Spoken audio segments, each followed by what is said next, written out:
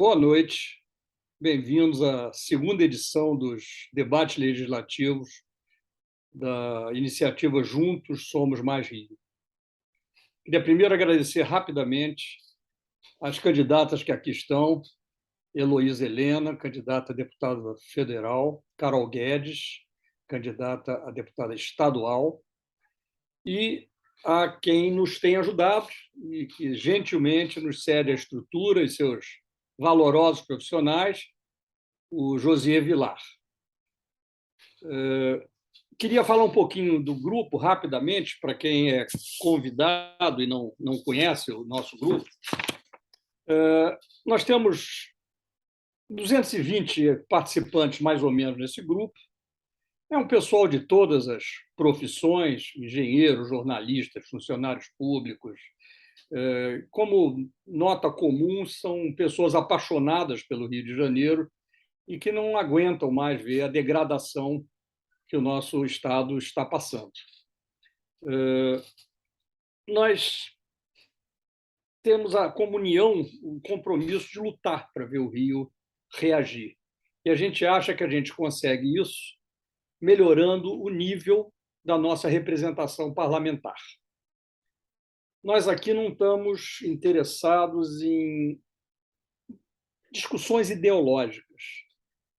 Nós estamos interessados em discussões a respeito dos projetos que vocês, candidatas, têm para fazer o nosso Rio de Janeiro voltar a ser um lugar para viver, trabalhar, empreender e visitar, que é o nosso mote no grupo. Tá? Nós não temos experiência em lives com políticos, principalmente. Portanto, a gente conta com a generosidade de vocês para a gente poder ter aqui um papo esclarecedor e que tenha a capacidade de mostrar para o público quem são vocês e quais são as propostas de vocês e se a gente efetivamente pode contar com vocês se eleitos. Tá? A gente vai começar passando a palavra para vocês duas, uma de cada vez, pedindo que se apresentem e apresentem seus projetos focos, seus principais projetos, e depois nós vamos passar a perguntas que são enviadas pela nossa audiência. Tá? Vou começar com a Heloísa Helena, pedindo que ela se apresente, apesar de não precisar tanto se apresentar, largamente conhecida do público. E, ao final da sua apresentação, eu vou fazer uma pergunta ainda genérica sobre essa apresentação e depois passo para a Carol. Combinado? Vamos lá, Heloísa Helena. Boa Por mim, noite. tudo bem. Boa noite, Carol. Se você preferir antes, por causa do neném, não tem problema para mim, não. Eu posso esperar Não, aqui. Posso ir? imagina, pode. Bom, nesta apresentação eu já vou tratar dos projetos com os quais eu me identifico, não é isso, Márcio? Isso. Bom, eu sou Heloísa Helena, eu sou nordestina, sertaneja, do Alto Sertão de Alagoas. Né? Enquanto você falava sobre o coração que pulsa o Rio de Janeiro, né? Desde a minha infância, eu sempre tive uma delicada memória afetiva com o Rio de Janeiro, porque meu pai trabalhou aqui muito tempo como pedreiro, depois saiu daqui com problemas gravíssimos de coluna, de levar sacos de cimento, e voltou para o Nordeste com meu irmão mais velho enrolado em trapos, esse meu irmão que acabou assassinado em Alagoas. Meu pai morreu, eu tinha 3 meses de idade, passei todos os natais e anos novos da minha vida, da minha infância, com minha mãe num quartinho de empregada, e eu sou uma daquelas pessoas que passou pela fresta da porta. E eu trabalho muito para que todas as pessoas possam passar pela porta aberta. Portanto, quero saudar o movimento de vocês, porque neste momento da vida nacional, onde o fanatismo da idolatria política está impedindo que se possa discutir alternativas concretas, ágeis e eficazes para melhorar o Brasil, e no nosso caso o Rio de Janeiro. Claro que nenhuma de nós, né, certamente, nem Carol, nem eu, ou qualquer pessoa com com responsabilidade, que não patrocina, não funciona na política como mercadores de ilusões, não estará para manipular mentes e corações com demagogia eleitoreira, com oportunismo vulgar.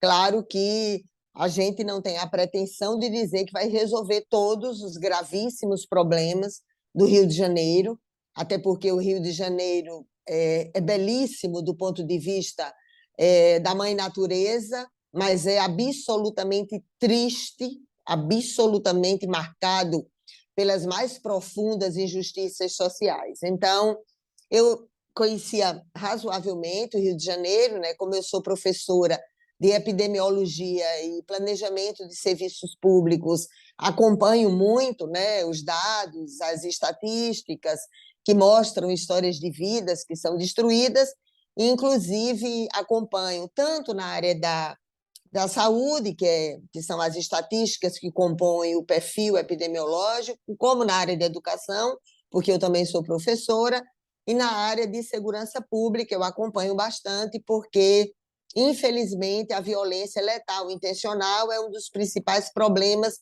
de saúde pública, especialmente dos jovens de 15 a 29 anos, ultimamente quase que de 12 a 29 anos. Então, eu entendo que, neste momento da vida nacional, as instâncias de decisão política e os espaços de poder deveriam olhar para o Brasil, este país que nunca foi uma pátria soberana, justa, igualitária e fraterna, e deveríamos olhar para este país como qualquer nação com governantes e instâncias de decisão política e espaços de poder com o mínimo de seriedade que é necessário, deveria olhar como se nós estivéssemos num pós-guerra, porque, na verdade, nós estamos sob escombros de lutos, lágrimas, desempregos, sofrimentos. E eu sempre dizia, Márcio, em sala de aula, nas minhas aulas da Universidade Federal de Alagoas, para os alunos da epidemiologia, eu sempre dizia a eles que, durante a história da humanidade, todas as epidemias, estando ou não em contexto de pandemia, elas possibilitam aquele gigantesco feixe de luz na vida como ela é. E é isso que esta pandemia realmente mostrou, né, com mais brutalidade do ponto de vista da dor e do sofrimento profundo de milhares de pessoas, a vida como ela é. E é com base nisso, né, que eu me comprometo no mandato, além de questões gerais, né, que são importantes para discutir nacionalmente, desde a inserção do Brasil na globalização e outras questões mais, mas eu pretendo trabalhar especialmente em relação àqueles setores sociais que trazem em si o que a gente chama de índice de pobreza multidimensional, que trabalha desde a questão da renda ao acesso com eficácia e resolutividade, e, portanto, dignidade humana, aos equipamentos sociais, às políticas sociais, às políticas públicas de uma forma geral. Então, uma dessas áreas é a área da educação, né? Quando eu fui senadora, embora eu fosse professora da Universidade Federal, eu trabalhei muito na área da educação infantil, apresentei uma PEC sobre a educação infantil, não foi aprovada, né, como eu gostaria que tivesse sido, mas possibilitou ao menos que o que nós tínhamos à época, que era o Fundef, que era o financiamento do Tesouro em relação ao ensino fundamental, ele pôde ser ampliado para a educação básica, incorporando também a educação infantil. É fato que o único momento na vida de um ser humano que não pode ser reconstituído é justamente a infância. A infância é onde estão estabelecidas as principais conexões, né, neurológicas que potencializam a inteligência, aspectos de aprendizado. É o momento na vida do ser humano de extrema fragilidade anátomo-fisiológica e, portanto, precisa de toda segurança.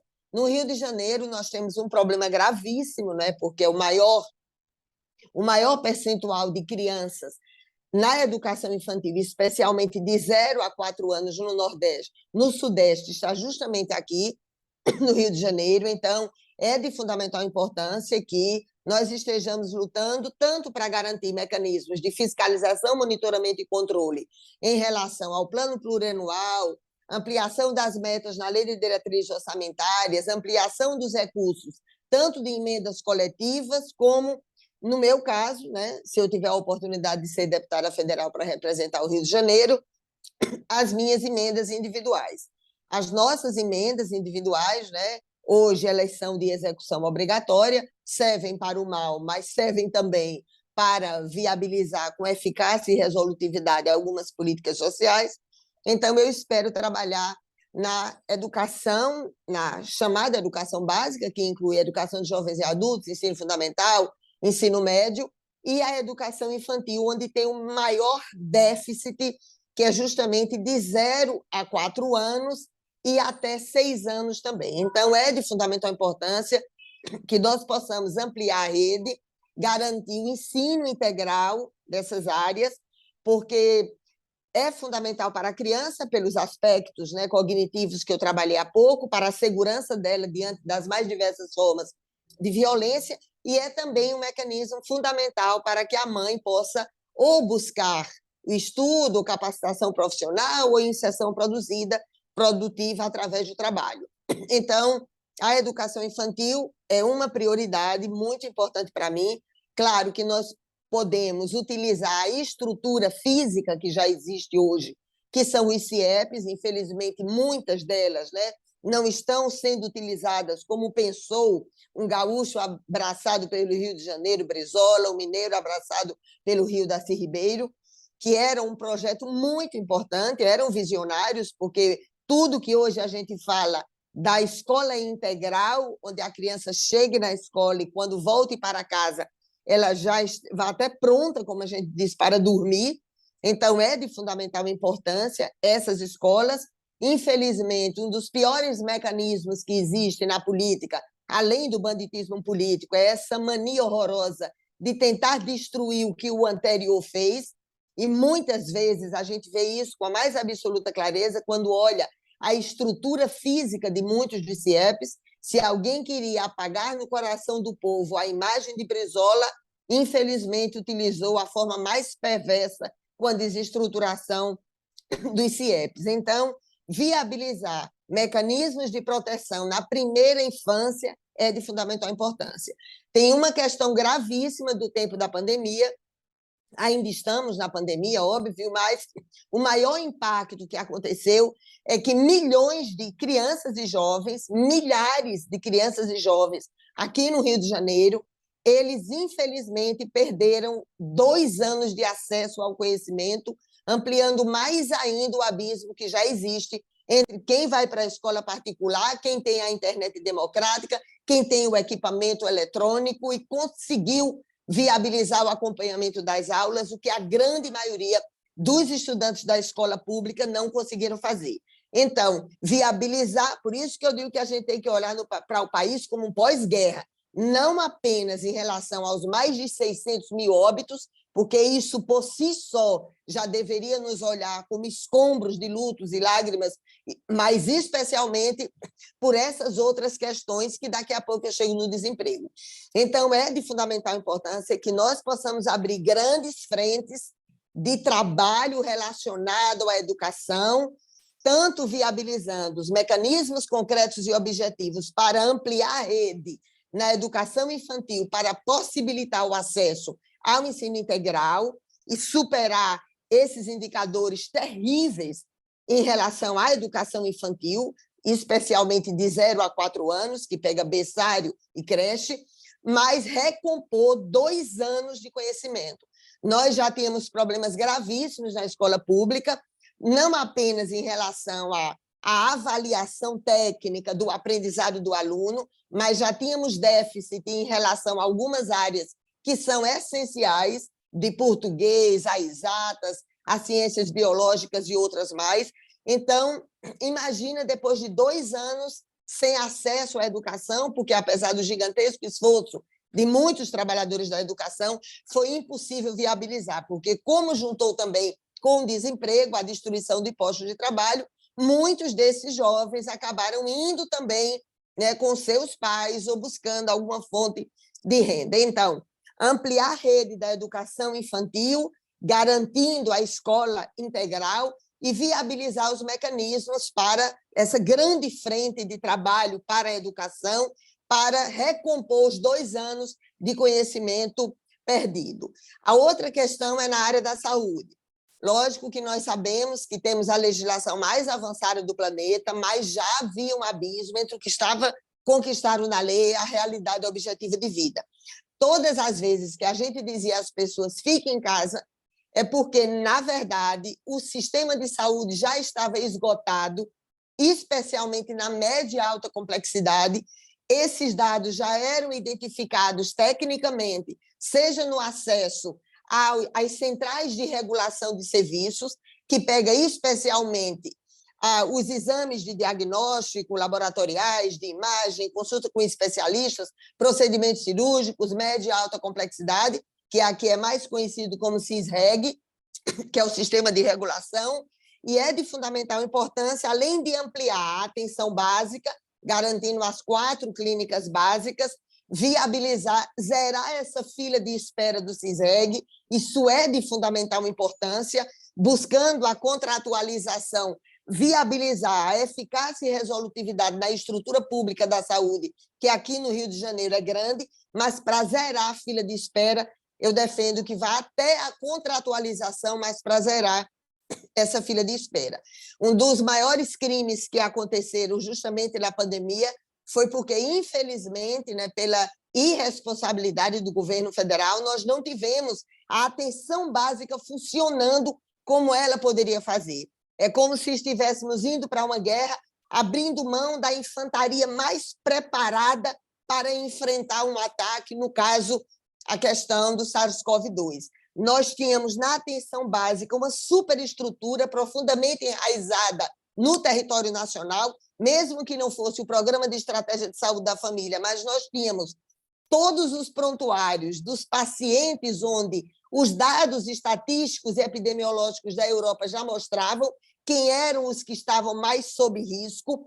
Todas as unidades de saúde tinham lá o prontuário em papel ou no computador que mostrava as pessoas que tinham mais risco de acidente vascular cerebral em função da questão da trombose, que tinha diabetes, que seria um problema no uso de corticoide. Enfim, nós tínhamos todos os prontuários identificando, inclusive, os endereços das pessoas que eram pessoas de mais risco, pela faixa etária e pelas comorbidades.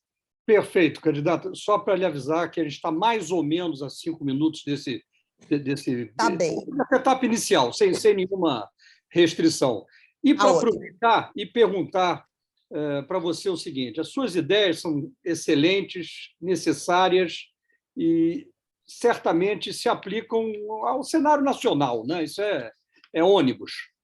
A nossa questão, e talvez com a sua experiência toda em congresso, você possa nos ensinar como é que a gente consegue fazer isso acontecer no estado do Rio de Janeiro, principalmente tendo um governo que provavelmente não será amistoso politicamente aos portadores dessas ideias como você. Então, talvez você possa desenvolver um pouquinho. Isso é ignorância mesmo, nós não somos políticos. Não é ignorância, não. Até porque nem quem está há tanto tempo como eu nas instâncias de decisão política, embora depois que eu terminei o mandato de senadora, eu voltei para a sala de aula, né? São mais de 15 anos que eu voltei também para a sala de aula, mas eu entendo que o que nós estamos tratando aqui, e é por isso que quem é da área de educação, da área da saúde, quem analisa a importância dos equipamentos sociais para a redução da violência letal intencional, quem estuda isso do ponto de vista estatístico, já que é a minha área, quem sabe a importância da transferência de renda, dos pequenos empreendimentos, inclusive em áreas de alta vulnerabilidade social e econômica, para as mulheres, mães de família, que podem produzir aquilo que o Estado pode comprar. O Estado e o município são os maiores compradores, eles podem comprar isso. Então, eu não tenho dúvida que são questões possíveis de serem viabilizadas. O que é mais triste para qualquer um de nós, que somos da área de planejamento, e eu digo sempre que se os gestores abrissem suas gavetas não para pegar propina, nem para receber propina, e abrissem suas gavetas e tirassem todos os projetos concretos, objetivos, de baixo custo, diante da alta eficácia social que poderia ter, com certeza o Rio de Janeiro era muito melhor e o Brasil era muito melhor. Aí alguém dirá, mas como viabilizar isso? Bom, primeiro que o país é riquíssimo e o Rio de Janeiro é riquíssimo também, então não falta dinheiro. Você não vai ser mercador de ilusão, demagogo e irresponsável, dizer que todas essas circunstâncias elas vão ser resolvidas no primeiro ano de uma administração ou de um mandato legislativo. Isso não. Mas, pelo menos, ter metas claras e objetivas para o primeiro, segundo, terceiro e quarto ano, da ampliação da rede de educação, da saúde, na segurança pública, na geração de emprego e renda, que lida diretamente com a infraestrutura, e na transferência de renda nas áreas de alta vulnerabilidade. É possível fazer. Olha, Márcio, nós não estamos falando aqui... A pergunta é o seguinte, como faz? Como é que um deputado federal consegue fazer as suas ideias permearem uma administração estadual?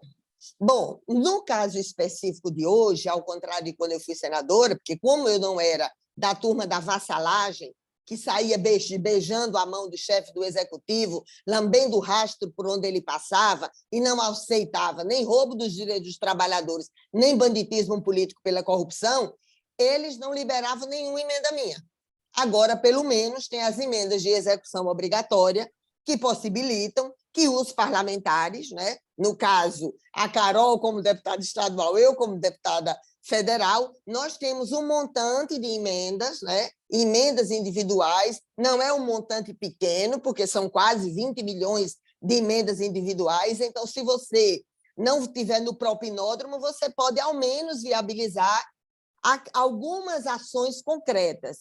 E, lógico, que precisa que tenha parlamentar, que fiscalize, que todos os meses ele esteja lá olhando a execução orçamentária, tanto o plano plurianual, como aumentando as metas na lei de diretrizes orçamentárias, como a execução orçamentária.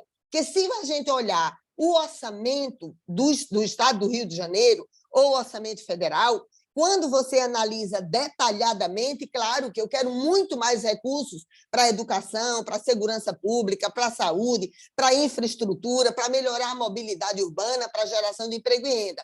Mas se ao menos fosse executado e cumprido o que já está na lei, com certeza seria possível. Agora, por mais que eu esteja lá no Congresso Nacional gritando, porque, infelizmente, alguns condutos auditivos do banditismo político parece que só houve quando você aumenta os decibéis.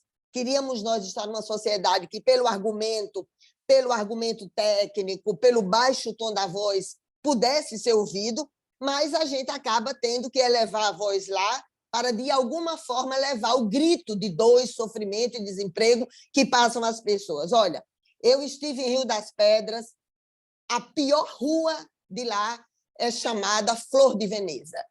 A pior área do anil é chamada Gardênia Azul. Então, eu espero, né, que a gente sozinho não vai conseguir, mas é aquela coisa que eu digo sempre, uma pessoa só não muda o mundo, mas uma pessoa sozinha, pela omissão, apodrece o mundo mais. Então, é fundamental que a gente esteja permanentemente articulando com as forças vivas da sociedade para fazer a pressão que é necessária para a gente viabilizar novos e melhores caminhos para o Rio, além da questão da dívida pública do Rio, que é de conhecimento, eu acompanho candidato. Também. Eu vou pedir agora para a gente interromper um pouco para a Carol fazer essa introdução dela e aí nós voltamos em temas específicos, tá bom? Carol, por favor. Queria ouvir mais, é sempre uma aula, né? Nós vamos ouvir mais, com certeza. Eu queria que você fizesse essa introdução e já perguntando a você, que é exemplo da Heloísa Helena, que tem pautas nacionais, você tem pautas identitárias fortes na sua campanha. Como é que você vai tratar dos problemas locais, que é sempre a preocupação desse grupo aqui? Esse grupo chama Juntos Somos Mais Rio. Então, já adianto que eu não tenho pautas identitárias fortes. Eu tenho cara que tem pautas identitárias fortes. Não, no seu e eu também, Carol, e eu também tenho, sabe o quê?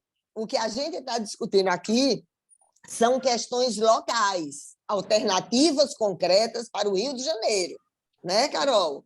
Exatamente. Então, vamos lá, Carol. Gente, boa noite. Agradecer ao Márcio pelo convite, ao pessoal do Juntos Somos Mais Rio, agradecer a Luiz Helena por estar aqui presente. Como eu já tinha falado, sempre maravilhosa, uma aula. Eu vou me apresentar rapidinho para a gente conseguir avançar aí nas propostas e na pergunta que você fez. Eu sou Carol Guedes, nascida no subúrbio do Rio de Janeiro, filha de camelôs, né? E eu acho que eu preciso voltar um pouco na história do meu pai para vocês entenderem a minha história. Meu avô foi vítima de um crime político em Maricá, na época que começam a entrar as milícias em Maricá. A gente sabe que hoje no Rio de Janeiro, nosso território, politicamente, é muito difícil de fazer uma política ética e transparente, como eu e a Luiz Helena estamos buscando fazer. A gente tem um território fatiado, que não pode entrar, é muito difícil você ter acesso às pessoas, ainda bem que a gente tem redes sociais e iniciativas como as de vocês, né, que nos permitem alcançar mais pessoas. Meu avô foi vítima desse crime político. Meu pai perdeu a pessoa que ele mais amava aos 12 anos de idade e precisou vir para o Rio, morar com uma outra família, uma família que, quando ele tinha 12 anos de idade, deu uma Kombi de biscoito para ele de feira. E aos 12 anos, meu pai trabalhava, era patrão e dirigia uma Kombi. Eu quero pedir atenção para essa coisa do trabalho infantil, que ainda bem que a gente vem avançando muito nessa discussão e fiscalização do tema, mas acho que ainda temos que avançar muito, né? Mas acho que é um tema muito sensível, que, enquanto mãe, inclusive, eu peço que a gente sempre tenha muita atenção para esse lugar. Meu pai não pôde dar continuidade aos estudos dele, mas, de certa forma, eu sempre digo que ele deu nos meus estudos, né? E meu pai fez de tudo para que eu conseguisse alçar um lugar, mudar a nossa estratégia familiar, a nossa vida. Meu pai investiu muito na minha educação. Meu pai, por exemplo, nunca me deixou ficar na barraca, né? Depois de feirante, meus pais viraram camelôs e eles nunca me deixaram ficar na barraca, porque eles sempre falaram: é muito complicado lidar com dinheiro quando você vê o dinheiro. Então, eu sempre fiquei dentro da escola, esse sempre foi o meu lugar. É importante ressaltar que a escola é um lugar de segurança alimentar, a escola é um lugar de denúncia de abuso, porque a criança ela tem muita confiança no professor, no corpo escolar que está ali com ela para fazer qualquer tipo de denúncia. A escola é um lugar onde a escola é um lugar onde a gente combate violência, né? Onde a gente começa a implementar segurança pública, porque a gente precisa entender que segurança pública não é só policial na rua. A segurança pública ela está atrelada à educação, à cultura, à geração de emprego e renda, a milhares de outras coisas, que é você dar oportunidades para as pessoas, né? Então, assim, os meus pais me deram oportunidades. E o que eu luto hoje, Márcio e todos os nossos ouvintes, é para que todo mundo tenha as oportunidades que eu tive, não necessariamente seja uma exceção, como eu sou.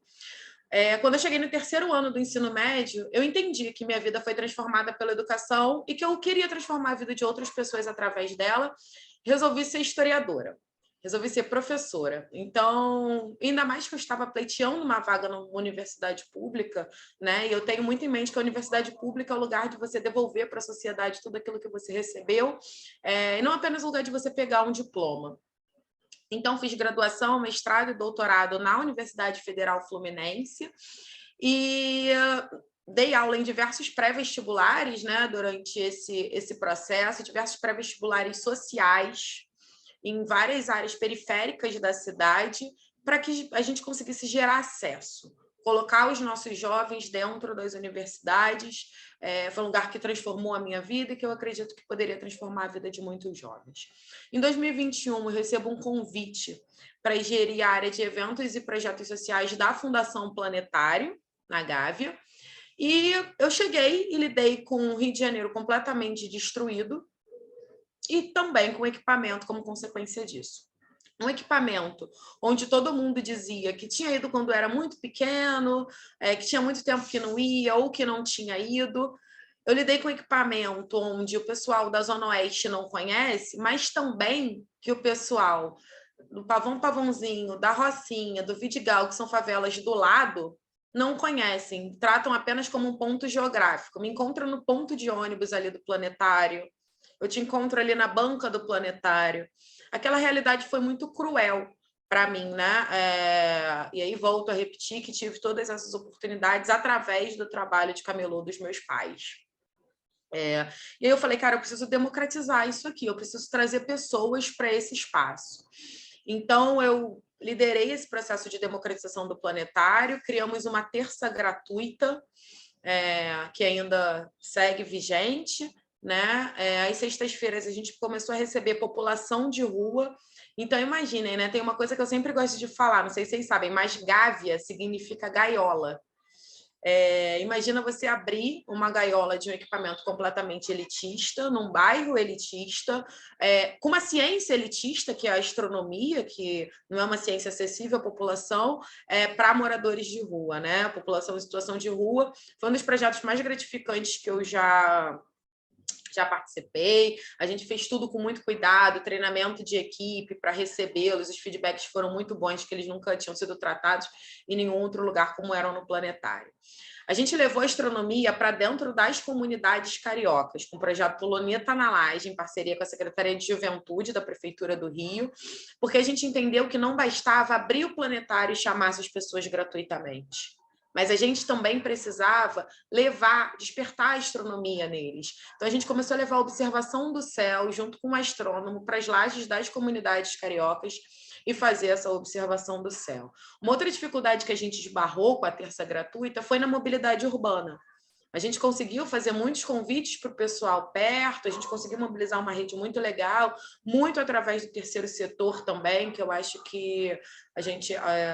Heloísa falou da questão das emendas, eu acho que é um lugar que a gente tem que ter uma atenção redobrada. Tem muita gente do terceiro setor fazendo trabalho muito forte, muito legal, de base, aonde o Estado não está alcançando, né? Então, acredito muito nessa união de forças entre setor público, sociedade civil e terceiro setor. Tá? E retornando, quando eu esbarro nesse problema da mobilidade urbana, eu comecei a procurar empresas de ônibus no Rio de Janeiro e fechamos uma parceria com uma empresa de ônibus festa, desses ônibus rosa com limousine. Então, privilegiamos as áreas mais afastadas da cidade, como Santa Cruz, Septiba, enfim, a Zona Oeste, Madureira. Trouxemos as crianças desses locais, seja da rede pública ou das ONGs, né, das ONGs. Da mesma forma, a gente fez um contrato com a Secretaria de Educação, né, para atender as turmas da Secretaria de Educação, um contrato que prevê ônibus, então trouxemos muitas crianças, muitas turmas de crianças da rede. Isso é gerar acesso à cultura, à astronomia, à ciência, né? Isso é apresentar novos mundos para essas crianças, porque é importante a gente ressaltar que não é só o planetário, né? O passeio, o deslocamento, o direito à cidade, que hoje a gente tem esse impedimento graças à nossa mobilidade urbana, que é muito ruim. A gente esbarrou em uma outra coisa também, que foi a astronomia. Ela é criada, né? Ela tem sua origem nos nossos povos originários indígenas e nos árabes, por exemplo. E a gente só vê uma astronomia eurocêntrica, etc. Então, a gente, em conjunto com a Gerência de Relações Étnico-Raciais, da Secretaria Municipal de Educação, criamos cursos de formação de professores. E esse foi um pouco do trabalho que eu realizei ali no Planetário ao longo de um ano, quando eu fui convidada pelo secretário de Educação, Renan Ferreirinha, para tocar um projeto chamado Livres para Estudar, de distribuição de absorvente para as meninas da Rede Municipal de Educação. Né? A gente atendeu meninas do 4º ano até a educação de jovens e adultos, distribuímos mais de 12 milhões de absorventes só no ano passado, e foi muito gratificante, assim, porque a gente esbarrou num problema que é a pobreza menstrual. É um dado que sempre existiu, mas que explodiu na pandemia, né? Mas quando a gente começou a distribuir absorvente, a gente enxergou que não era só a distribuição de absorvente que ia fazer a diferença na vida dessas meninas, mas a gente também criou, então, um eixo de educação e equidade de gênero. Primeiro porque existem vários gêneros, Segundo, porque as mulheres elas passam por outros problemas além da questão da menstruação, né? A gente esbarrou muito, por exemplo, com a violência doméstica no ensino de jovens e adultos. Então, gostaria até também de agradecer ao OAB Mulher, que é uma grande parceira, que a gente tem feito muitas rodas de conversa nas escolas. No dia 2 de junho, eu saí para assumir esse desafio, que é ser pré-candidata pelo estado do Rio de Janeiro. E aí, contando um pouquinho das minhas propostas, Márcio, a gente tem propostas muito ligadas à educação, pensando numa educação que gere emprego e renda. Deixa eu aproveitar e falar para você o seguinte, o mesmo aviso que eu dei à Heloísa, mais ou menos 5 minutos para essa apresentação inicial, sem pressão, e aproveitando que tem uma pergunta correlata que chegou de um companheiro nosso, que versa sobre essa problemática da inclusão como um todo, né? O que você teria pensado ou teria projeto em relação a como efetivamente abrir o mercado para os jovens da favela?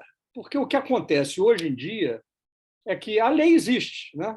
Existe obrigatoriedade de absorver uma quantidade de jovens e tal, mas a gente sabe que, quando existia a sala de xerox, é onde essa turma era enfiada. Agora que não tem mais sala de xerox, o pessoal provavelmente vai virar office boy, fora do escritório, né? Como é que a gente faz esse jovem da favela ser um ativo para a empresa, ser desejado pela empresa? Quais as suas ideias a esse respeito? Desculpe cortar, mas eu acho que Ótimo, não, maravilhoso, porque aí a gente já engata, né? Eu quero complementar muito a fala da Heloísa Helena quando ela fala de uma educação integral. O Brasil é um dos poucos países do mundo que ainda está discutindo educação parcial e integral, né? Todos os outros países do mundo, a educação é integral, não faz sentido a gente não falar disso. Então, eu defendo uma educação integral. Acho que, no sentido de responder a pergunta do nosso parceiro aí, eu defendo a expansão das FAETECs, né? Só que a gente precisa, Márcio, modernizar as nossas FAETECs. As nossas FAETECs hoje estão ensinando informática. Isso não existe mais dentro do mercado de trabalho. Por que a gente hoje tem no Rio de Janeiro um gap de 24 mil vagas de emprego para empregos de tecnologia? Web3, mídias sociais, robótica. As nossas crianças hoje da educação infantil, elas vão trabalhar em profissões que ainda não existem, né? Como é que a gente está trabalhando com esses jovens? O que a gente está fazendo por esses jovens para inserir dentro do mercado de trabalho? Eu acredito numa educação profissionalizante, mas não é em uma educação profissionalizante que vai pegar esse filho do pobre e coloca num emprego de office boy e o filho do rico vai para a universidade. Eu acredito numa educação profissionalizante de qualidade, onde esse cara vai trabalhar com flexibilidade, vai trabalhar ganhando dinheiro, pagando os custos da sua universidade pública, porque só quem é pobre, conhece o Brasil profundo e fez uma universidade pública, sabe que o custo da mobilidade, do bandejão, das xeroxes, dos livros, não são baratos. A gente sabe que parte desses jovens precisam ajudar as suas famílias em casa. Então, eles precisam estar inseridos nesse mercado de trabalho, eles precisam estar inseridos no mercado de trabalho, que é o mercado de trabalho de hoje, né? A gente precisa prepará-los, acho que muito através disso. É importante falar também que a gente tem um desafio aí, que é derrubar o decreto de que todas as FATECs que vão ser criadas agora serão cívico-militares, né? Acho que esse é um desafio importante. A Heloísa Helena tocou num outro ponto dos CIEPs. Eu também sou uma super defensora nos CIEPs. A gente, na Secretaria de Educação, criou um projeto agora para revitalizar, né, os CIEPs, mais 50 milhões destinados para isso, e a gente tem que ter CIEPs para ensino médio, sim. Porque, por exemplo, o CIEP ele tem toda uma estrutura médica, odontológica, de esporte, de cultura e de lazer. E aí não importa o que esse jovem queira fazer. Se ele quer se profissionalizar, se ele quer fazer teatro, se ele quer fazer esporte, ele tem que estar dentro da escola. Porque essa mãe, que a maioria das mães, por exemplo, de favela do Rio de Janeiro, que deixam esses jovens, vai trabalhar às 8 da manhã e chega às 7 da noite, ela precisa pegar esse jovem em segurança. Esse jovem não pode ficar dentro de um território vulnerável. Quando eu falo em CIEP, algo que sempre me vem à cabeça é se a gente tivesse dado continuidade a esse projeto, como não seria o nosso Rio de Janeiro hoje? né? Tenho certeza que era um investimento de longo prazo, é um investimento de longo prazo, mas que com certeza estaremos muito melhor. Posso continuar as pautas um pouco? Só um pouquinho, 2 minutos. 2 minutos no máximo. Continuando um pouquinho, eu acho que, enquanto mãe, né, eu sei as dificuldades que as mães passam e sei muito bem do que as crianças precisam. A gente pensa muito em creches universitárias a níveis estaduais. As creches universitárias, elas só são leis nas universidades federais, né? Elas são um projeto de muito baixo custo, porque a gente já tem estrutura, a gente tem mão de obra, que são esses profissionais, esses estudantes de pedagogia, que podem fazer estágios obrigatórios, por exemplo. Então, assim, a gente precisa de uma estrutura mínima de sala ali, para que essas mães estejam dentro da universidade também, para gerar o seu emprego e renda, para se capacitar. A gente precisa de salas de acolhimento dentro da educação de jovens e adultos também, para essas crianças. E depois eu falo mais, então, 2 minutos. Respeitei. Obrigado. Nós vamos voltar a esse assunto. Eu queria agora passar uma pergunta para Heloísa Helena, e é uma pergunta muito difícil. O Rio de Janeiro tem jeito sem segurança? O Rio de Janeiro não tem segurança, ele tem jeito sem segurança? E já uma pergunta adicional, Heloísa Helena, também de uma companheira nossa, que é a seguinte: nós enfrentamos graves problemas na área de saúde mental aqui no Rio de Janeiro. Com certeza. Não só a população de rua, que só faz crescer, como jovens dependentes de drogas, né? Com certeza. Que maneira você teria de tratar esse problema? Você tem um projeto para tratar isso, por favor? Olha, às vezes eu fico com a vontade, viu, Márcio, Carol e todos que nos fizeram essas perguntas tão importantes. Às vezes, quando as pessoas quando eu estou brigando na política, né? Aí, às vezes, eu tenho vontade de dizer assim, quando perguntam qual é a saída, de cumprir a lei. Cumprir a lei, eu já fico querendo gritar, cumprir a lei. Por quê?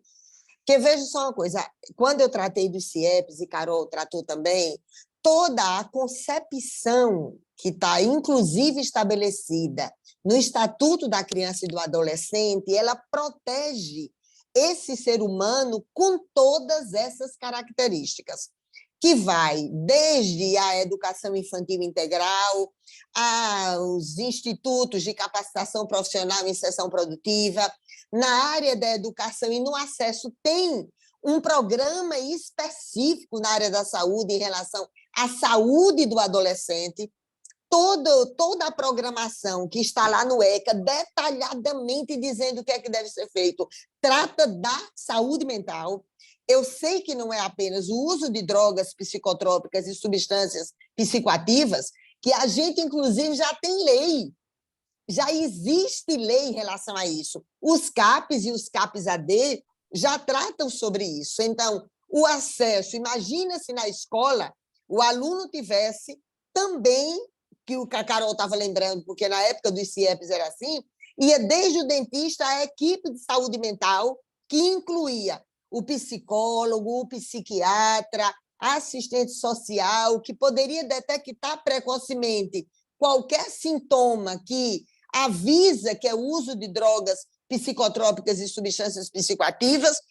E sobre o Rio de Janeiro, eu digo uma coisa assim, olha, seria a mais repugnante demagogia, o pior do oportunismo vulgar, dizer que de uma hora para outra vai resolver. Até porque, até quando a gente fala na área de psiquiatria ou neurologia, ou várias das especialidades, nem tem, né, os médicos contratados na rede pública, de uma forma geral. Mas, quando quer se resolver, resolve. Ou através da contratação, ou através da contratualização, mas isso pode ser resolvido. E, em relação à violência, Márcio, eu digo assim, olha, se você estiver... Eu trabalhei muito tempo analisando os boletins de ocorrência com uma delegada lá do estado de Alagoas e acompanho isso pelo Atlas da Violência e acompanho a violência letal intencional, sem nem falar das outras formas de violência, por ser o principal problema de saúde pública, e como minha área de epidemiologia e planejamento de serviços, eu acompanho isso. Se você, qualquer gestor, o mais medíocre deles, mas que se tiver a capacidade de analisar no território, em vários territórios, porque ao longo da história da humanidade, a ocupação de territórios gerou guerras imensas, às vezes entre tribos indígenas que estavam ao lado de determinados colonizadores e outras coisas mais. Então, a ocupação de território, ela precisa do Estado. O Estado tem que lá estar. Vai resolver tudo de uma hora para outra? Não. Mas eu entendo que a gente deve disputar cada metro quadrado desses territórios com equipamentos sociais. Se você analisar, se você pegar, faz lá um mapa, estabelece neste mapa, em cada um dos territórios, muitos que eu andei, muitos que Carol andou e que você conhece também. Se você analisar, eu tenho ali um mapa do Rio de Janeiro, do interior e das comunidades aqui do Rio de Janeiro. Quando a gente analisa do ponto de vista estatístico, você faz o cruzamento, onde tem maior violência letal intencional, o uso de drogas psicotrópicas e substâncias psicoativas, sejam legalizadas ou não legalizadas, os equipamentos sociais que estão lá disponíveis, é a maior da demonstração técnica. Isso não é romantismo filosófico, é uma demonstração técnica, onde existem equipamentos sociais, da educação infantil até a Escola de Música, Cultura e Esporte, o horário integral, o Centro de Capacitação Profissional e Inserção Produtiva, o empreendimento para garantir liberdade econômica para a mãe, para o pai, para o jovem, onde tem equipamentos sociais. A barbárie, o crime organizado não consegue disputar o coração de uma criança nem de um jovem. Olha, se famílias tão amorosas e bem estruturadas, elas perdem os seus filhos, muitas vezes para o paraíso químico ou para atitudes ilícitas, imagina uma família de profunda desestruturação, que as mães e, às vezes, os pais, mais de 50% das famílias aqui no Rio de Janeiro são chefiadas por mulheres, muitas delas sozinhas, disputando cada metro quadrado daquele território o futuro e a dignidade de seus filhos. Então, é possível, e sabe por quê, Márcio? A Carol, como é que não é possível? Se um camelô ensinou a filha as mais belas lições e deu a ela a possibilidade de olhar o estudo e desbravar caminhos do mundo, se minha mãe, uma costureira, onde todo Natal e Ano Novo da minha infância eu passava num quartinho de empregada, se eu conseguir passar pela fresta da porta, onde é que está escrito que não se pode abrir a porta para passarem as crianças e os jovens? Pode sim. A gente não pode deixar a omissão do Estado, a ineficácia do Estado, a ausência de investimentos em equipamentos sociais, que tecnicamente está demonstrado que pode reduzir a violência, as mais diversas formas de violência, e especialmente a violência letal intencional e o acesso, né, ao uso de drogas psicotrópicas e substâncias psicoativas. É possível, agora precisa que os parlamentares cobrem e precisa que o gestor estabeleça meta. A gente pode estabelecer meta, Carol, eu ou qualquer um outro, de emendas individuais, brigando para que as emendas coletivas estejam indo para esses territórios. Eu sei que existe o aparato repressivo e que muitas vezes é necessário até para garantir que as outras crianças e jovens, né, possam também sair de casa. O que não pode é não ter tecnologia, não ter monitoramento e controle, não ter tudo que a inovação tecnológica já possibilita, não tem isso, não tem a lei cumprida e a gente acha que é normal, não. Então, há alternativa, sim, a possibilidade, sim. Agora, o que não pode é a gente estabelecer um plano para os próximos 10 anos, aí, quando chega no 9º ano, faz um novo plano para novos 10 anos. Aí, quando chega no outro plano, faz um novo plano para os próximos 10 anos. Então, se esse país quiser olhar, e este Rio de Janeiro quiser se olhar, como você e as pessoas que perguntaram disseram, nós estamos sob escombros. Então, num país em pós-guerra, num estado em pós-guerra, o que é que se faz? proteger os mais vulneráveis primeiro, vulneráveis economicamente, vulneráveis socialmente, estabelecer todos os investimentos que são necessários nas áreas de políticas sociais, de políticas públicas e naquilo que gera emprego e renda. Quando você amplia uma sala de aula, quando você está gerando emprego, dinamizando a economia na construção civil, no comércio, na indústria.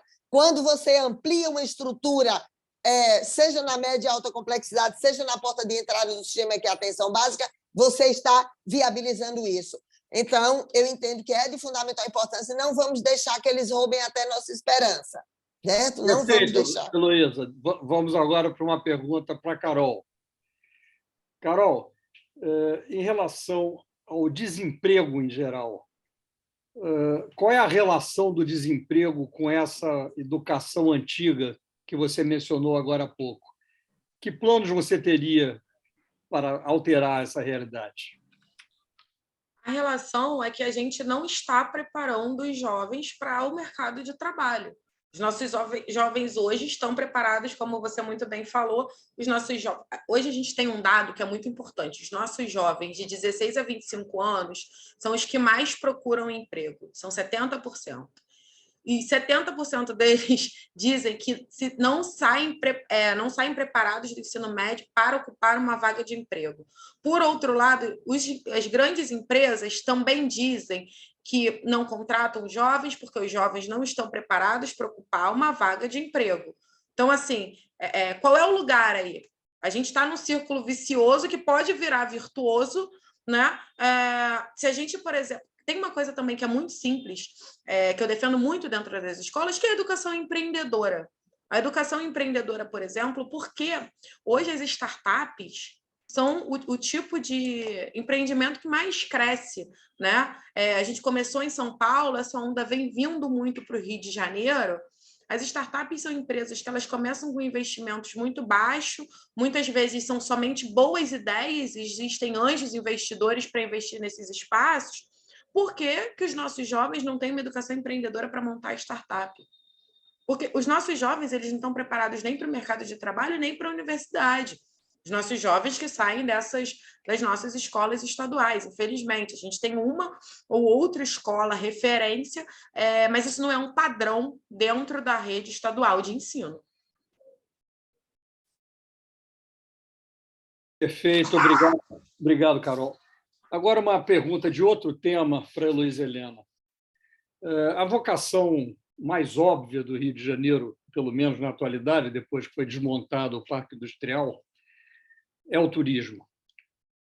Heloísa, o que você tem de ideias a respeito desse setor e, especificamente, já que você tem apoio declarado de vários participantes do mercado de cultura, de artistas, o que a gente pode fazer para tornar esse Rio de Janeiro mais viável, porque atrativo ele é, né? Mas mais viável para explorar o nosso turismo? Tem uma questão... Voltou. Eu digo assim, tem uma questão, assim, todos os mecanismos de dinamização econômica relacionados à geração de emprego e renda pelo turismo, eles sempre incorporam duas questões, especialmente duas questões, né? Que é infraestrutura, uma infraestrutura poderosa, potente, preparada, e a capacitação profissional. Então, é de fundamental importância isso. Agora, no caso do Rio de Janeiro, né, que é considerada a capital cultural do Brasil, no caso do Rio de Janeiro, eu entendo que um dos principais problemas é a imagem relacionada à violência. Isso realmente, assim, afasta muito, por mais que os pontos turísticos do Rio de Janeiro, as belezas naturais, que não são apenas aqui na capital, existe uma potência, né, nas cachoeiras, em quilombos, em matas, a estrutura de relação com a natureza gigantesca a que o Rio de Janeiro tem, essas questões culturais mesmo, né, berços importantes da música, da literatura, da pintura, além de todas essas questões, eu entendo que é de fundamental importância voltar para a questão de equipamentos sociais. Mais investimentos, claro, né? Investimentos em cultura, investimentos em infraestrutura, mas eu entendo que é de fundamental importância investimentos sociais em equipamentos sociais que reduzam o índice de pobreza multidimensional. Nunca uma cidade será apenas assim atrativa do ponto de vista do turismo por grandes eventos culturais que ela possa fazer. Existe, inclusive, atração no turismo também, se muitas dessas áreas, né, de grande vulnerabilidade social, elas puderem garantir equipamentos sociais para crianças extremamente talentosas que tem nessas áreas também. Então, imagina a potência disso. Infraestrutura, porque dinamiza a economia, gera emprego, gera renda, uma maior divulgação em relação a esses elementos relacionados à diversidade, né? Porque uma multiplicidade de áreas para o desenvolvimento econômico em relação ao turismo, porque é muito diverso o Rio de Janeiro, tem questões muito interessantes no Rio de Janeiro, e esse padrão mesmo de mais investimentos em cultura. E mais investimentos em cultura não são apenas os investimentos em relação aos grandes eventos culturais. É de fundamental importância que a gente potencialize os talentos que estão estabelecidos. Imagina uma escola de música clássica. Por que não pode viabilizar isso?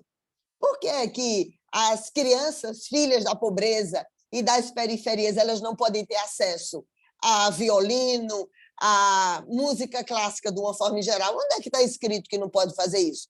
Pode. Então, isso também é um mecanismo atrativo. O Rio de Janeiro será melhor ao Brasil enquanto melhor e mais em condições de vida dignas estiverem as pessoas que moram aqui. Como é que a gente vai viabilizar isso aqui? Quem anda aqui? Eu moro em Botafogo. Quem anda por aqui? Quantos de nós, durante as madrugadas, não saem no desespero do frio intenso em relação às populações em situação de rua? Por que não pode se discutir os abrigamentos em relação a essas pessoas também? Olha o centro da cidade completamente fechado, quando a gente poderia viabilizar mecanismos relacionados a isso. Porque, senão, vai ser uma atração apenas do turismo convencional, e sem a melhoria das condições objetivas de vida, sem patrocinar estruturas potentes e poderosas para geração de cultura nos bairros, nas periferias, nas comunidades, fica impossível de não colidir. Quando você diz, olha, o turismo, a capital cultural e essa violência, porque as mesmas pessoas dizem a mesma coisa. Mas como é que eu vou para o Rio? Quando eu decidi vir para cá o ano passado, você sabe o que era que todos os meus amigos diziam? Você enlouqueceu de vez. Todo mundo querendo ir embora do Rio de Janeiro e você vai para o Rio de Janeiro morar definitivamente lá. Então, para ser um centro atrativo, como o Rio de Janeiro merece, em relação ao patrimônio cultural, a potência gigantesca em relação às belezas naturais, ao turismo, tem que garantir capacitação de mão de obra, infraestrutura, mas pode aproveitar também aquilo que sempre esteve no coração das pessoas, seja pelo samba, pelas mais diversas, né, padrões culturais, mas a capital cultural do Brasil não possibilita que as suas meninas e meninos e os seus jovens possam utilizar esse status de capital cultural para viabilizar projetos importantes, isso pode, e isso é atrativo também, do ponto de vista da dinamização da economia e atrativo para o turismo também. Obrigado, Luiz Helena. Eu queria agora passar uma pergunta para a Carol, eu não sei se ela está acompanhando. Está em tramitação no Congresso um sistema nacional de educação nos moldes do SUS. Você tem conhecimento disso e o que acha disso? Não tenho conhecimento. Você tem, Heloísa? Mas eu acho, Carol, que você já acompanhou uma vez isso, é a questão da federalização da educação básica, lembra? Do Ah, mesmo sim. jeito É que porque o é o nome veio no sistema, estilo do. Entendi. é a questão do Entendi. Sistema Único Nacional, e que eu acho até que é muito Entendi. importante. Entendi. Eu não acho. Eu acho que a territorialização é muito importante, né? As particularidades. Então, por isso eu não concordo. Faz todo sentido. Essa Não, mas coisa Carol, do ser como o SUS.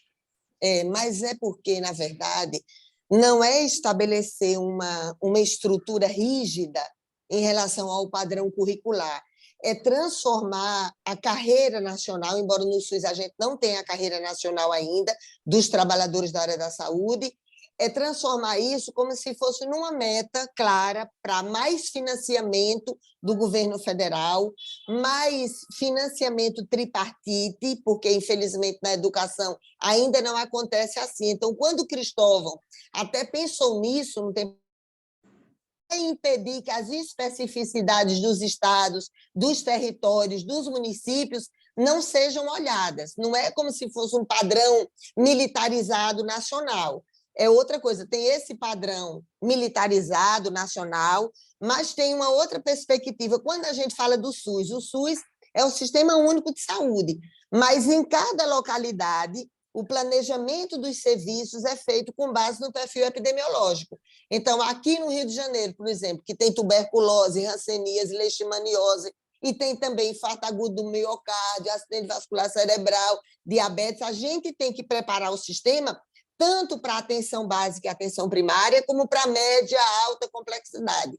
Então, é nesse sentido. Eu não sei se o que o Márcio está falando é o mesmo, que Cristóvão pensou muito nele também, não é empurrar um padrão curricular, empurrar aquela caixinha feita, não é. É garantir um financiamento nacional, mecanismo de monitoramento e controle, mais recurso para a educação. Se não for esse que o Márcio está falando, eu também sou contra.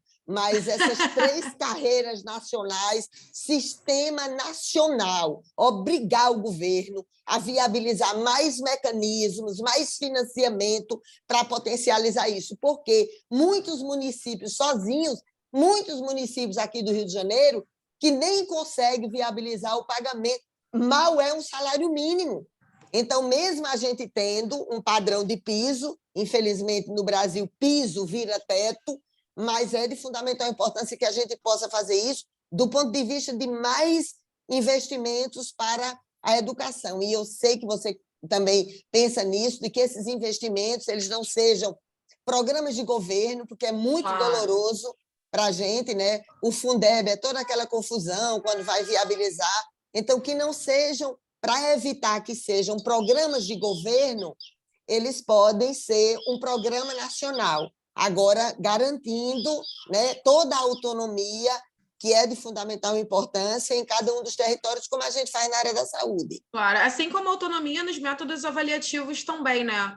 Com certeza. Porque, por exemplo, as provas que a gente tem hoje como IDEB, né, que não pensam nas outras capacidades que um aluno possa ter, é um absurdo, por exemplo, nesse sentido. Eu queria também fazer E o aluno que não tem o acesso, né? Como você disse. Como é que você vai submeter um aluno que não tem aula de matemática, não tem aula de português, não tem aula de... Isso é um absurdo. Como é que ele vai se submeter ao mesmo padrão de avaliação? Você tem toda a razão. Com certeza. Sobre o assunto que vocês estavam falando anteriormente, Márcio, posso ou não posso? Pode. Posso? Sobre o assunto que vocês estavam conversando anteriormente, eu estava uma vez conversando com uma galera sobre isso de turismo e eu recebi uma fala muito importante. Os próprios cariocas não conhecem a sua cidade e eles precisam ser os maiores propagadores da sua cidade, os maiores propagadores dos equipamentos culturais que a gente tem. Então, assim, o nosso primeiro passo é fazer com que essas pessoas conheçam a sua cidade, para que eles sejam os maiores propagandistas, né, dos equipamentos culturais, dos equipamentos turísticos que a gente tem aqui. E uma outra coisa, eu não sei se a violência, isso é uma coisa que a gente sempre fala, né, sobre o Rio de Janeiro, que a violência é um impeditivo para o nosso crescimento em maior escala do turismo. Eu não sei se é assim, isso é uma dúvida que me paira mesmo, e aí visitando outros lugares, né, que a violência se equipara muito com o Rio de Janeiro, como Salvador, como Buenos Aires, e aí a gente pode ir mais longe, por exemplo, como Paris. Então, assim, será que o problema é mesmo por conta da violência ou porque a gente não conhece a nossa cidade? E aí, obviamente, quem não conhece não propaga. Ok. Agora, uma pergunta para a Luísa Helena. Luísa, você falou na saúde sobre contratar, fazer contratos. Eu pergunto qual é a sua opinião sobre a atuação, até o momento, das OSS, que são uma forma de contratar para criar recursos humanos. Não, eu vejo só uma coisa. Quando eu falei da contratação, que a gente chama contratualização na área da saúde, é no sentido de zerar a fila de espera do CISREG. É inaceitável. Olha, eu estava essa semana na comunidade de Vintém e numa reunião onde tinham mais ou menos, sei lá, 40 pessoas, 4 pessoas falaram sobre experiências objetivas relacionadas a isso. Por quê? Porque é que o CISREG, quando ele foi pensado, era uma estrutura muito interessante do ponto de vista de você evitar que as pessoas passassem as madrugadas na rua, nas calçadas, tentando viabilizar o acesso a um especialista, um exame laboratorial ou de imagens, ou um procedimento cirúrgico. Qual é o problema? Como a rede contratada é menor do que a demanda, então vai fazendo uma fila que a pessoa vai passar 6 meses, 1 ano, vai perder a validade da sua indicação médica, que a unidade de saúde lhe deu, e você não consegue fazer o exame. Então, no caso objetivo das OS, das OCIPs, aí eu sou contra esse tipo de sistema. Eu entendo que é de fundamental importância você zerar a fila de espera. A lógica do equilíbrio econômico financeiro contratual do setor público nunca será igual do setor privado. Eu vou dar um exemplo bem ligeirinho. Veja, se você tem um hospital privado, eu tenho um hospital público. Você tem 100 leitos do SUS, eu tenho 100 leitos do SUS. Quando você atende os seus 100 leitos do SUS, você fecha a porta do hospital. No meu hospital público, eu não posso fechar a porta. É por isso que tem gente no chão. Não é necessariamente... Não estou falando de corrupção, banditismo, cadeia, crime hediondo. Não estou falando disso. Eu não estou falando é que nem sempre é uma questão de falta de eficiência, de eficácia. Tem a ver com o tipo de financiamento. Então, quando os outros governos viabilizaram a privatização, mesmo que digam que é uma empresa pública, dos hospitais universitários, por que se tornou inaceitável? Porque, como o hospital universitário ele tem que estar submetido à lei de sociedades anônimas, portanto, o equilíbrio econômico, financeiro e contratual é diferente da demanda que ele vai ter que viabilizar. Então, é muito mais fácil para o hospital querer a rotatividade do leito, dos procedimentos cirúrgicos de menor custo, aí vai dizer assim, tudo bem, eu opero tudo que se for apendicectomia, porque é um procedimento rápido, maior rotatividade, exceto em alguns casos, claro, do que uma mastectomia, do que um outro procedimento cirúrgico que seja mais caro, envolva mais procedimentos, mais exames, mais medicações, mais tempo no leito. Então, eu entendo que para zerar a fila de espera, no caso específico do CISREG ou também na área da educação infantil, enquanto você estrutura o setor público para garantir, você não pode deixar que as pessoas morram na fila. Então, é zerar a fila como se estivéssemos e estamos no pós-guerra, é zerar a fila. Mas eu defendo que a estrutura pública ela realmente seja pública, para evitar várias questões que são específicas da área da saúde. Quando você tem um número maior de rotatividade em determinados setores, do setor público, impede que o conhecimento acumulado fique ali, hospitais universitários, hospitais de referência, a atenção básica, é muito importante que ela seja gerenciada pelo setor público. Isso não significa dizer que não tenha fiscalização, monitoramento e controle. Quanto maior a fiscalização, o monitoramento e o controle, melhor. Então, eu não posso dizer assim, não, eu quero que seja contratado milhares de pessoas para isso, faça concurso, faça um hospital ou contrate outros leitos, e as pessoas morrendo na fila. Então, eu defendo que, para zerar a fila de espera do CISREG, nós estabeleçamos todos os mecanismos concretos e objetivos para zerar essa fila de espera. Mas o SUS, eu defendo que seja público. Hoje já não é todo público, porque a maior parte do recurso público do SUS ele vai para a rede contratualizada, seja filantrópica ou a rede contratualizada, embora no Rio de Janeiro as características sejam diferentes por ter uma estrutura pública maior, mas eu realmente só nas grandes emergências, como aconteceu inclusive na pandemia. O poder público contratou serviços, contratou leitos de UTI, porque não pode deixar as pessoas morrendo. Agora, quando você mede a ineficácia de um setor, você tem a obrigação de aprimorar a prestação do serviço. E a lógica, o equilíbrio econômico-financeiro contratual do setor público nunca será igual ao do setor privado, porque o setor privado pode fechar a porta, o setor público não. Então, tem que ter mais financiamento para o setor público, claro, com os parâmetros de fiscalização, monitoramento e controle, como qualquer serviço público deve ter para ter maior resolutividade. Perfeito. Apesar de aqui no Rio o controle dos órgãos públicos está um pouco sob ataque e suspeita. É um horror isso, realmente é um horror. Muito bem. Para a Carol, eu tenho uma pergunta. O que você pensa, Carol, usando uma expressão da Heloísa Helena, já que nós estamos no pós-guerra, o que você pensa que seria válido em termos de incentivos fiscais? A gente sabe que a gente não tem dinheiro, o orçamento, apesar de a gente saber que é enorme, ele está totalmente alocado. E a gente precisa recuperar alguns setores. É válido o uso de incentivos? Com certeza. Eu acho que a gente precisa de incentivos fiscais. Uma das coisas que a gente defende é a educação de jovens e adultos, né? Por exemplo, ela também precisa ser uma educação profissionalizante.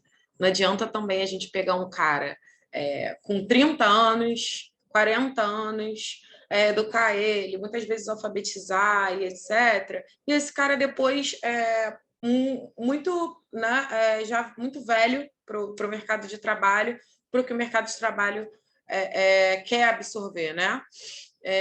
Então, a gente também, concomitantemente, já precisa ir preparando essa pessoa, e nessa preparação, a gente precisa também pagar uma bolsa para essa pessoa se manter dentro dessa escola profissionalizante. Por que, por exemplo, isso não é feito com um incentivo fiscal? Né? Por que as startups, por exemplo, o Estado, por exemplo, precisa incentivar a criação de startup? Startup é trazer investimento, é gerar economia, é gerar emprego, é gerar renda. Por que o Estado não está selecionando startups de jovens, por exemplo, né? De setores estratégicos para a economia, para incentivos fiscais? Eu acho que é fundamental. Ok. Em termos de perguntas da plateia, são essas que se apresentaram. Eu queria saber se vocês têm alguma declaração final a fazer, e se não entrar nenhuma outra pergunta, nós vamos encerrar. Tá? Quer falar alguma coisa, finalmente, por favor, Carol? Eu tenho, assim... Eu quero muito pedir para vocês a consciência de estudarem projetos políticos. Acho que todo mundo que está aqui, né, já está fazendo esse papel, mas que a gente conscientize as outras pessoas de estudarem projetos políticos, de votarem em pessoas preparadas. Acho que grande parte da tragédia que o Rio de Janeiro se encontra hoje são pelos votos de uma renovação política, cansados já de corrupção e etc.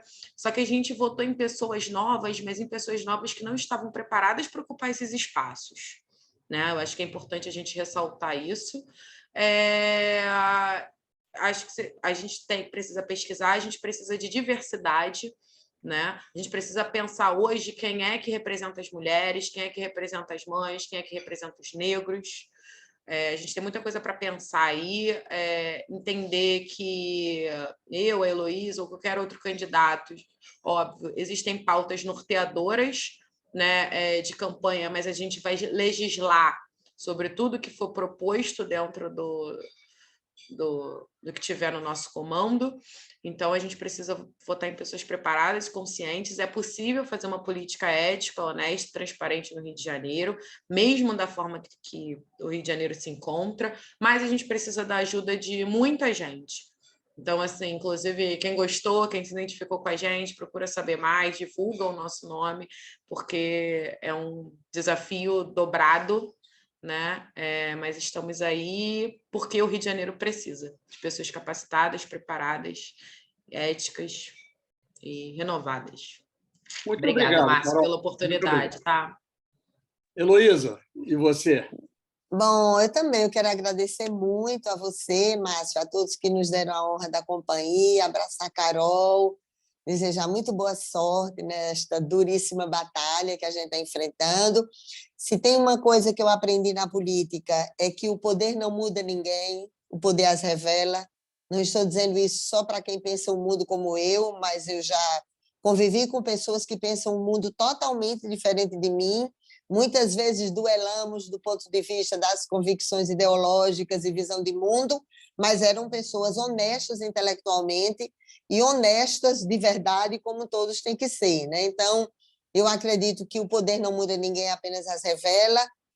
Queríamos nós estar num padrão de sociedade que nem precisássemos das instâncias de decisão política e dos espaços de poder, mas toda a nossa vida, se nós lá não estamos, a gente entrega a definição do nosso destino para outras pessoas, né? Então, eu espero que nesses menos de 45 dias, né, para o término da eleição, eu até brinco, viu, Carol? Eu digo que a gente não está pedindo 45 anos da vida, a gente está pedindo apenas, né, 40 dias de disciplina, de capacidade de trabalho, para nadar contra a correnteza com a gente, para a gente tentar chegar lá. Então, eu agradeço muito a você, Márcio, parabenizo vocês pela possibilidade de estar debatendo alternativas concretas e eficazes para o Rio de Janeiro e para o Brasil, mesmo neste momento onde o fanatismo da idolatria política está impedindo que as pessoas possam debater e apresentar projetos para o seu estado e para o país. Então, muito obrigada, Carol, boa sorte. Muito obrigada aos que nos acompanharam. Obrigado, então, a vocês. Boa noite a todos que nos acompanharam. Até a próxima.